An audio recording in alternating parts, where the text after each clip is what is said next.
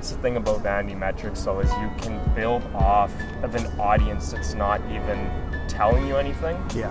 And you're also just building false data that might not lead to the conclusion that you even think it is. Exactly. Businesses focus on the need to post, the need to have likes and comments and shares without any actual strategy.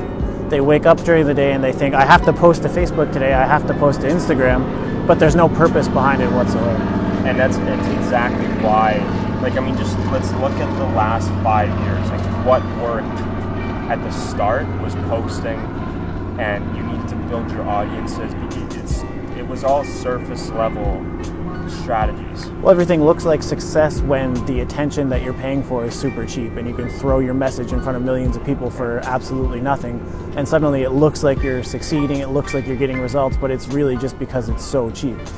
Well, it's also just a change in algorithm. Because an algorithm at some point was easy to fool, and it was, like I said, foolable.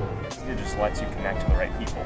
Yeah. If your product sucks, 100%. Like, it just doesn't work, right? Well, the problem is people aren't growing with the platform. They found something that worked, and they're just going to try and mass market that and stop developing themselves, and they focus only on what they focused on 5 years ago. Meanwhile, the platform is generating a whole new feel around it and adding whole new processes, and nobody cares and nobody's paying any attention. Surface level versus depth. Yeah. Platforms are starting to gain a lot of depth, and the big problem is that the people who can jump that deep into marketing nowadays, it's few and far between. They don't want to talk. No. And the money is, and you'll see this often, why people jump into rough paths to go into this life. Because if you go deep enough with marketing, you're not only able to control markets by the way people think right now, but you're also not wanting to talk because money is just in selling your shit. This is a huge, huge thing for me that really, really ticks me off, really pisses me off, is that I get talked to a few times by clients wondering why I don't always go off to conferences, right? People want you to be going off to conferences because they think that's where you're learning, but what I'm doing is actually doing the work. You know what I mean? People go to conferences, in my opinion, they're really going there just to get motivated. You're going there to make it feel like you're accomplishing something, to make it feel like you're learning something that you could spend 20 minutes on YouTube and actually learn the process and then go and put into actual place for people. So, I mean, the person coming out of a conf, there's two different types of people, right?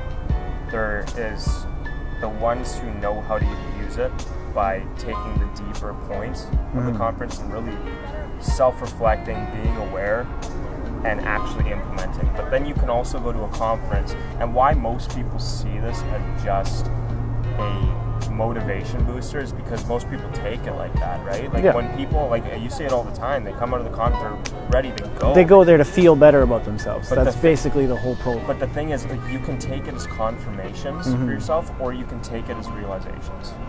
The confirmations are for surface level, and when you dive a bit deeper, it's pretty hard to hear certain things. It is. That's why they call it the 1%. The 1% of the people who are learning and listening and using this are actually putting it into place and doing it, and the 99% are going there, hearing it in the moment. They really, truly do believe they're going to go and use that, and that's going to be the kick in the ass that they need to start having success. But then they leave the conference, and 5 days later, they're back to the same procrastinating crap. They're not getting anything done, and they don't even have the chance to try and implement it before they forget all about what they learned anyway. That's tough, because this really built what vanity metrics are today. The knowledge that we have on market, it's getting better. I'm going to say that. It's getting a bit better. But it's only better if you start learning how to use it too, though, right? And it's only better because there's a certain percentage of people who are realizing this. And when you dive deep enough, I mean, what are we marketing on? We're marketing on platforms that a like or a boost post or anything like this was not existent to sell 20 years ago, 10 years ago. It's all made up. Now, what the actual value, people want to take, so I start talking, I'm open, I do. A lot of people are going to say doing a webinar or a fireside chat with a view is the right thing to do. But really, what the core people understand is that this is not what works. It's the value we're giving.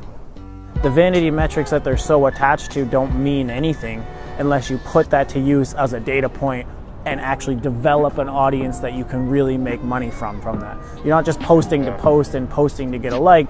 You're posting to then turn those likes and that traffic and those video views into something tangible that you can actually, use towards your goals instead of towards your own vanity. Well, listen, when things break out and hit the market, everybody knows, but very little actually understand. Yeah. And the 1% understand. Everybody knows surface level. Everybody knows. But the information is there. The most in-depth strategies you could ever want are available for you to find on the internet. If you know how to use technology today, you can find how to do anything that you're trying to accomplish. You should not be trying to copy things. You want to copy habits until they instill into yourself.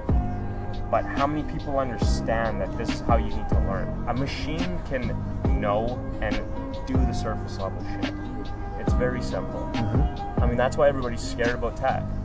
Well, AIs can replace a lot of what we're doing. A lot of the basic level stuff that I would say surface level digital marketers, and that's, I would say, again, 99% of the people out there who think they're digital marketers and really don't have any idea of what they're doing.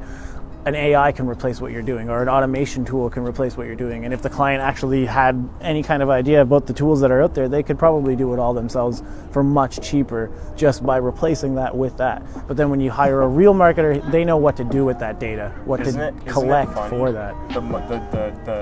The digital agency example is a single-handed, most missed concept of what we're talking about here. Oh yeah. Because listen, everybody can make a bit, and I'm going to just break the seal on it. Everybody can make a business and arbitrage a lookalike tool or a retard. All these businesses are just showing people who don't listen or don't understand, which is a majority of successful people. Yeah.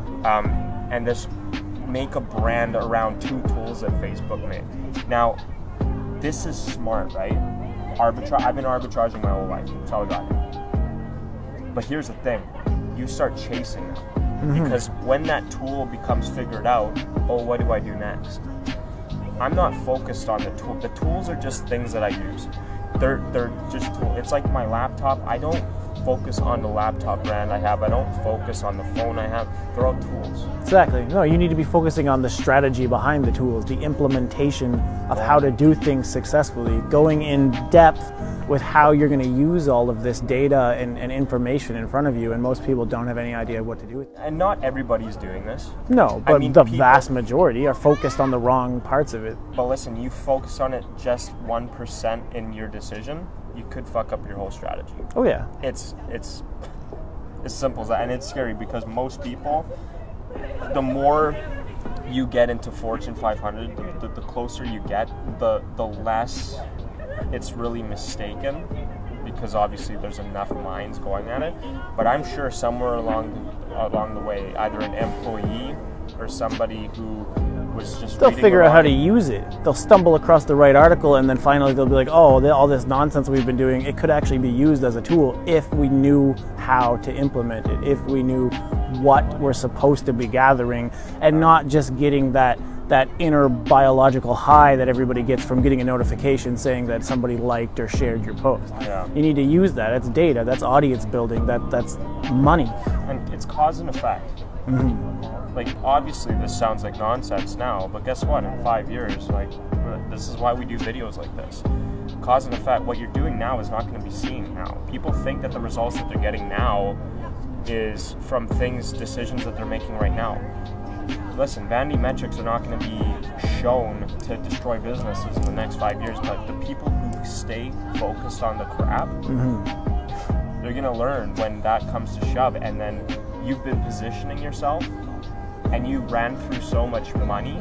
This attention is getting more and more expensive, and eventually it's going to completely weed out the people that are focused on the wrong areas, and only the ones who know what they're doing with that data and how to procure it are the ones that are going to prevail and make money. Like, a lot of people say, but the attention, you want to build the branding, you want to build the attention. I agree. Like, you want that attention, but you do value, there's different ways. I'm not going to get into it because the strategies are unlimited and most people can think of it.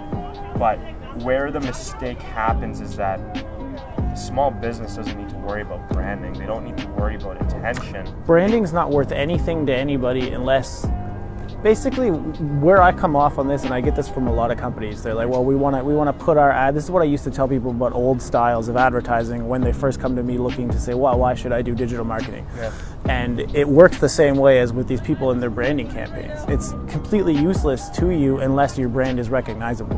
Because if you're just doing a visual campaign, then unless they stop because they know who you are already, it's the same thing as if they're in a newspaper. They're not going to read your ad in a newspaper unless you see a brand that you already recognize. Maybe you stop for 5 seconds. Branding is useless to people as a concept until you've already hit a certain growth point, and then you can start using that. For now, it's vanity metrics. That's all it is. They're just trying to get people to see them and like their stuff, and unless you're using that as a data point instead of just brand recognition, then you're missing the point completely. But Fortune 500, in its name, tells you what is so fucked up about this. Mm-hmm. There's 500 people on this list. The strategies that are being put online by most people are being consumed by people who are not in that 500. Now, these strategies work for these Fortune 500s, and that's why they're killing it right now. Mm-hmm. But even the large-size corporations are missing the facts that you don't have enough money to be focusing about branding.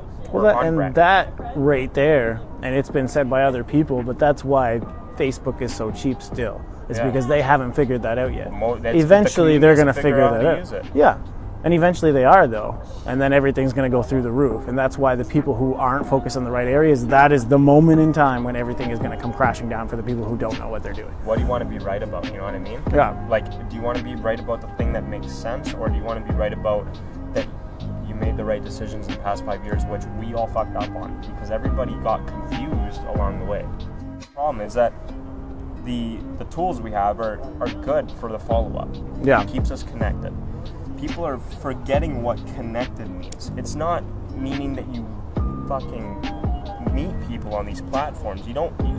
I'm not going to speak to somebody or ask them how their day is going because I can ask them on Facebook. Well, and you can't. I mean, you get into companies and that kind of stuff. But it's too much. Yeah, it's not worth the time spent to companies to go out and reach out to every single person. It's just not. But you can still create that feel. And that's not vanity metrics. That's not surface level stuff. I'm talking about creating a actual feel of community within all of your platforms that is unique to each one of those systems and works for that social page. Yeah. And that's just not something people do. People just want to see those likes and comments go up. They don't want to engage and create a real feeling in that area. Instant gratification. Yeah, that's all they want. They're chasing the endorphins that they get for knowing there's notifications there. They're not chasing the actual relationship building process that they need to be successful on those platforms.